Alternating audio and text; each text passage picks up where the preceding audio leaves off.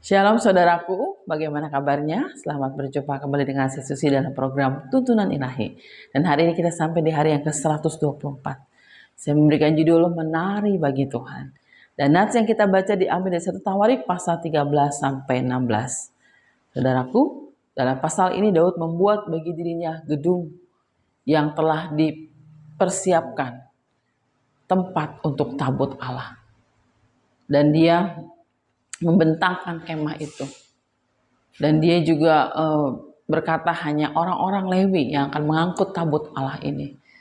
Ayat yang kedua, Daud mengumpulkan segenap Israel ke Yerusalem untuk mengangkut tabut Tuhan ini ke tempat yang telah disediakan.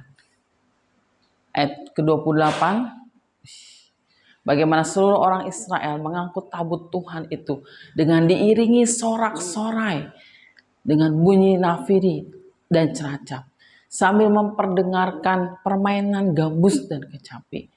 Dan dalam 2 Samuel 6 ayat 14 dikatakan bagaimana Daud menari-nari ya dengan sekuat tenaga.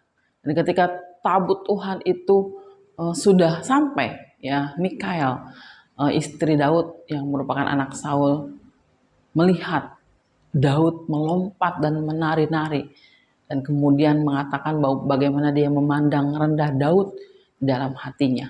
Di dalam kitab 2 Samuel 6 ayat 21, bagaimana Mikhael akhirnya tidak mendapat anak sampai akhir hidupnya.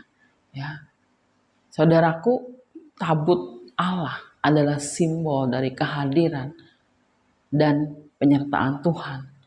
Dan peristiwa ini begitu penting sekali bagi Daud.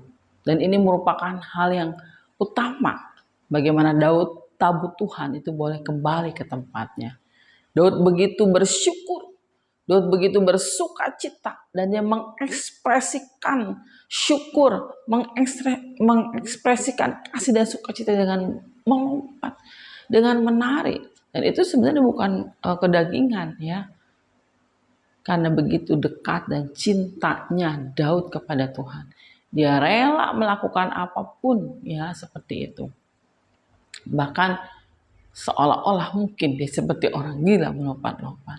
Ya, saudaraku, apapun kedudukan dan posisi kita ketika ada di hadapan Tuhan, ya, biarlah tidak menghalangi kita untuk kita bisa mengalami lawatan Tuhan dalam hidup kita.